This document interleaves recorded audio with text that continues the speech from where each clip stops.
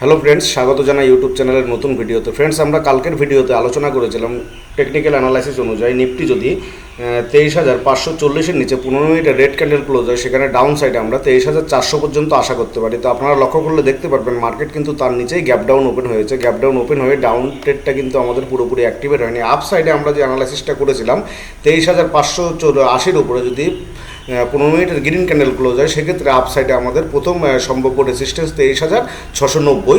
তা আপসাইডের যে অ্যানালাইসিসটি সেটা সুন্দরভাবে কাজ করছে, আপনারা চার্টে লক্ষ্য করলে দেখতে পারবেন। ফ্রেন্ডস, আমরা এই ক্যান্ডেলটা যদি ধরি আমরা 23,580-র উপরে 15 মিনিটের গ্রিন ক্যান্ডেল কিন্তু এটা ক্লোজ হয়েছে। ফ্রেন্ডস, আপনারা চার্ট লক্ষ্য করলে দেখতে পারবেন, সেখান থেকে কিন্তু ননস্টপ র্যালি নিফটি একদম এক্স্যাক্টলি 23,690 যে রেজিস্ট্যান্স লেভেল, সেই রেজিস্ট্যান্স লেভেল থেকেই কিন্তু নিফটি আবার ব্রেক করেছে। তাই এই মতো অবস্থায় আমাদের 21শে মে বৃহস্পতিবার টেকনিক্যাল চার্ট অনুযায়ী আমাদের ট্রেড প্ল্যান কী হতে পারে তার উপরে মূল ভিডিও আমরা এই ভিডিওর মাধ্যমে আলোচনা করব। তা আসুন ফ্রেন্ড, দেখে নেওয়া যাক 21শে মে বৃহস্পতিবারের টেকনিক্যাল চার্ট অনুযায়ী আমাদের ট্রেড প্ল্যান কী হওয়া উচিত। তা চলুন ফ্রেন্ডস, ভিডিওটি শুরু করা যাক। আর তার আগে যারা আমার ব্যাপারে জানেন না, আমি আমার ব্যাপারে পরিচয় দিই। আমি আশুরঞ্জন দাস। আমি বিগত 9 বছরেরও বেশি সময় থেকে শেয়ার মার্কেটের সঙ্গে যুক্ত। আমি প্রতিদিন সেই চ্যানেলের মাধ্যমে কীভাবে নিফটি এবং ব্যাঙ্ক নিফটিতে টেকনিক্যাল চার্ট অনুযায়ী আমাদের সাপোর্ট এবং রেজিস্ট্যান্স জোন বের করতে হয় তার উপরে ভিডিও নিয়ে। তা আপনারা যদি ডেলি ভিডিও আপডেট পেতে চান, অবশ্যই চ্যানেলটি সাবস্ক্রাইব করে সঙ্গে থাকবেন। তা চলুন ফ্রেন্ডস, মূল ভিডিওটি শুরু করা যাক। তার জন্য আমাদের চার্টটা আগে ক্লিন করে নিতে হবে। তা নিফটি একটা কনসোলিডেট জোনের মধ্যে কিন্তু নিফটি ট্রেড করছে। আমি প্রতি ভিডিওতে বলছি যে 23,800 আপার সাইডে রেসিস্ট্যান্স এবং ডাউন সাইডে 23,400 হচ্ছে সাপোর্ট। এই মতো অবস্থায় নিফটি কিন্তু এর মধ্যে কনসোলিডেট বা সাইডওয়েজ হচ্ছে। তা ফ্রেন্ডস, আপনারা লক্ষ্য করলে দেখতে পারবেন ইন্টারন্যাশনাল নিউজের জন্য নিফটি কিন্তু সাডেনলি সকালবেলা গ্যাপ আপ অথবা গ্যাপ ডাউন হয়ে যাচ্ছে। আর দিনভর যে মোমেন্টামগুলো দেখানো উচিত সেটা কিন্তু নিফটি দেখাচ্ছে না। তার কারণ একটাই কারণ ফ্রেন্ডস, তার কারণ হচ্ছে কি এফআইএস কিন্তু পুরোপুরি আমাদের অ্যাক্টিভেট হচ্ছে না। এফআইএস যেহেতু অ্যাক্টিভেট হচ্ছে না, ডিআইএসের উপরে আমাদের কিন্তু মার্কেট কিন্তু রিয়েক্ট করছে না। বেশিরভাগ গ্লোবাল নিউজের জন্য মার্কেট গ্যাপ আপ বা গ্যাপ ডাউন হওয়ার পরে সারাদিন সাইডওয়েজ হয়ে যাচ্ছে। তো সে মতো অবস্থায় আমাদের টেকনিক্যাল লেভেলগুলো খুব ছোটো ছোটো হয়ে যাচ্ছে, যার ধরুন নিফটিতে মুভ নেই বলে।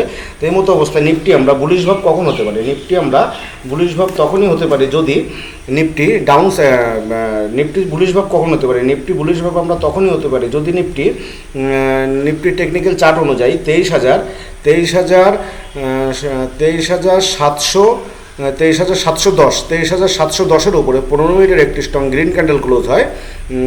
23,710-23,710-এর উপরে 15 মিনিটের স্ট্রং গ্রিন ক্যান্ডেল ক্লোজ হলে আপার সাইডে নিফটিতে আমাদের প্রথম রেসিস্ট্যান্স পেয়ে যাচ্ছি 23,800 হচ্ছে আমাদের প্রথম রেসিস্ট্যান্স জোন নিফটিতে, এবং সেকেন্ড রেসিস্ট্যান্স জোন পাচ্ছি আমরা 23,840-এর কাছাকাছি আমরা সেকেন্ড রেসিস্ট্যান্স জোন পাচ্ছি। অবশ্যই সেক্ষেত্রে নিফটি 23,710-এর উপরে 15 মিনিটের স্ট্রং গ্রিন ক্যান্ডেল ক্লোজ হওয়া বাধ্যতামূলক। তাহলে আপার সাইডে আমরা প্রথম রেসিস্ট্যান্স জোন পাচ্ছি 23,800 এবং সেকেন্ড রেসিস্ট্যান্স জোন পাচ্ছি 23,840।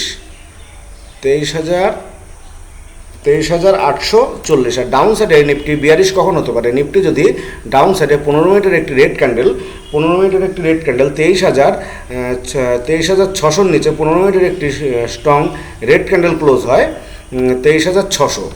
টেকনিক্যাল চার্ট অনুযায়ী 23,600-র নিচে যদি 15 মিনিটের একটি স্ট্রং রেড ক্যান্ডেল ক্লোজ হয়, তাহলে 23,600-র নিচে যদি 15 মিনিটের রেড ক্যান্ডেল ক্লোজ হয়, ডাউন সাইডে আমাদের প্রথম রেসিস্ট্যান্স জোন পাচ্ছে নিফটিতে 23,550 হচ্ছে আমাদের প্রথম সাপোর্ট জোন পাচ্ছি, এবং দ্বিতীয় সাপোর্ট জোন পাচ্ছি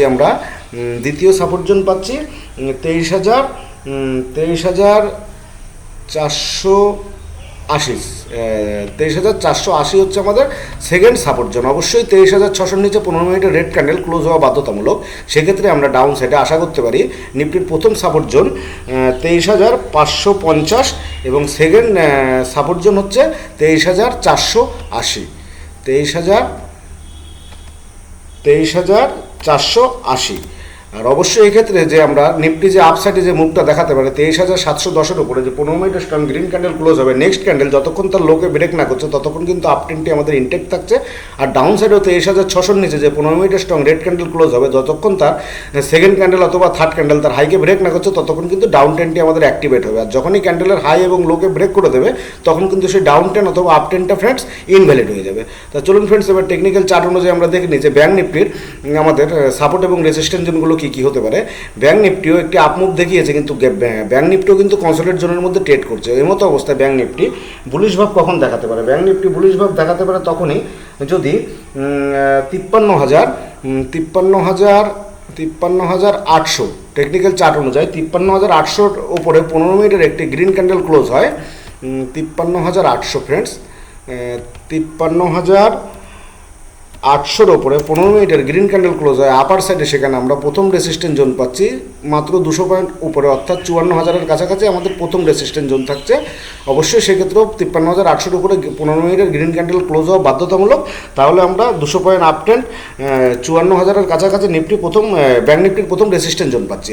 আর ডাউন সাইডে ব্যাংক নিফটি বিয়ারিশ ট্রেন্ড কখন দেখাতে পারে? যদি ব্যাংক নিফটি 53,400 নিচে 15 মিনিটের রেড ক্যান্ডেল ক্লোজ হয়, 53,400 নিচে 15 মিনিটের রেড ক্যান্ডেল ক্লোজ হয় ডাউন সাইড ও টেকনিক্যাল চার্ট অনুযায়ী, ডাউন সাইডে আমাদের সেক্ষেত্রে ব্যাংক নিফটি সাপোর্ট দাঁড়াচ্ছে মাত্র 200 পয়েন্ট নিচে, অর্থাৎ 53,200-র কাছাকাছি হচ্ছে আমাদের প্রথম সাপোর্ট জোন হচ্ছে 53,200। সেখানে 53,200-তে আসার সম্ভাবনা থেকে যায় 53,400-র নিচে যদি রেড ক্যান্ডেল ক্লোজ হয়, 53,200 আসার সম্ভাবনা থেকে যায়। আরেকটি আমাদের ডাউন সাইডে সাপোর্ট নিতে আসতে পারে 53,200-তেও যদি সাপোর্ট না পায়, সেক্ষেত্রে কিন্তু নিফটি ডাউন সাইডে 53,000-এর কাছাকাছি কিন্তু সাপোর্ট নিতে আসতে পারে। 53,080 জোনটা ফ্রেন্ডস, 53,080-53,200-তে যদি ব্যাংক নিফটি সাপোর্ট না পায়, সেখানে ডাউন সাইডে আরও 120 পয়েন্ট মতন ডাউন মুভ দেখাতে পারে। অবশ্যই সেখানে 53,080-র কাছাকাছি দ্বিতীয় সাপোর্ট জোন আমরা টেকনিক্যাল চার্ট অনুযায়ী দেখতে পাচ্ছি। এবার দেখে নেব ফ্রেন্ডস সেন্সেক্সের টেকনিক্যাল চার্ট অনুযায়ী সাপোর্ট এবং রেজিস্ট্যান্স জোনগুলো। সেন্সেক্সও যদি আমরা এখন 15 মিনিটের টাইম ফ্রেমে চলে আসি, 15 মিনিটের টাইম ফ্রেমে এলে সেন্সেক্সের আমাদের টেকনিক্যাল চার্ট অনুযায়ী সেন্সেক্সের সেন্সেক্সের আমাদের রেজিস্ট্যান্স জোন পাচ্ছি 75,800 আর হচ্ছে 75,800 এবং 76,000-এর কাছাকাছি আমরা সেন্সেক্সের রেজিস্ট্যান্স জোন পাচ্ছি। এই মতো অবস্থায় ইন্টারডের ক্ষেত্রে আমাদের সেন্সেক্স বুলিশ ভাব কখন দেখাতে পারে? অবশ্যই 75,430-এর ওপরে যদি 15 মিনিটের স্ট্রং গ্রিন ক্যান্ডেল ক্লোজ হয়, 75,430-এর ওপরে 15 মিনিটের গ্রিন ক্যান্ডেল ক্লোজ হলে সেখানে আপার সাইডে প্রথম রেজিস্ট্যান্স লেভেল পাচ্ছি আমরা। প্রথম রেজিস্ট্যান্স লেভেল পেয়ে যাচ্ছি 75,600 হচ্ছে আমাদের প্রথম রেজিস্ট্যান্স জোন, এবং সেকেন্ড রেজিস্ট্যান্স জোন পেয়ে যাচ্ছি আমরা ফ্রেন্ডস 75,750। অবশ্যই এক্ষেত্রেও 75,430-এর উপরে 15 মিনিটের রেড ক্যান্ডেল ক্লোজ হওয়া বাধ্যতামূলক, তবেই আমরা আপার আপমুভ সেন্সেক্স দেখাতে পারে। সেখানে আপার সাইডে প্রথম রেজিস্ট্যান্স জোন পাচ্ছি আমরা 75,600 এবং সেকেন্ড রেজিস্ট্যান্স জোন পাচ্ছি 75,750। 75,750। আর ডাউন সাইডে সেন্সেক্স বিয়ারিশ মুভ কখন দেখাতে পারে? বিয়ারিশ ট্রেন্ড তখনই দেখাতে পারে সেন্সেক্স যদি একটি 15 মিনিটের রেড ক্যান্ডেল ক্লোজ 75,250-এর নিচে যদি 15 মিনিটের স্ট্রং রেড ক্যান্ডেল ক্লোজ হয়, 75,250-এর নিচে 15 মিনিটের স্ট্রং রেড ক্যান্ডেল ক্লোজ হলে ডাউন সাইডে সেখানে সেন্সেক্স ডাউন মুভ দেখাতে পারে বিয়ারিশ। তখন সেন্সেক্সের সাপোর্ট জোন হচ্ছে 75,000-এর কাছাকাছি। ডাউন সাইডে আমরা সেন্সেক্সের সাপোর্ট আশা করতে পারি। সেন্সেক্সের সাপোর্ট ডাউন সাইডে আমরা 75,000-এর কাছাকাছি আশা করতে পারি। এক্ষেত্রেও নিফটি এবং ব্যাংক নিফটি সেন্সেক্সের একই পদ্ধতি আমাদের থাকবে।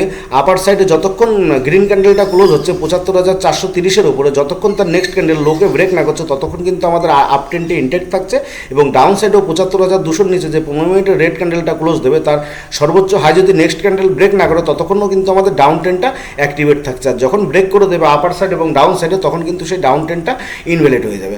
তা ধন্যবাদ ফ্রেন্ডস ভিডিওটি মনোযোগ সহকারে দেখার জন্য। আর ভিডিওটি কেমন লাগলো কমেন্ট সেকশনে জানাতে ভুলবেন না। আর ডেলি ভিডিও আপডেট পেতে অবশ্যই চ্যানেলটি সাবস্ক্রাইব করে সঙ্গে থাকবেন। ধন্যবাদ ফ্রেন্ডস।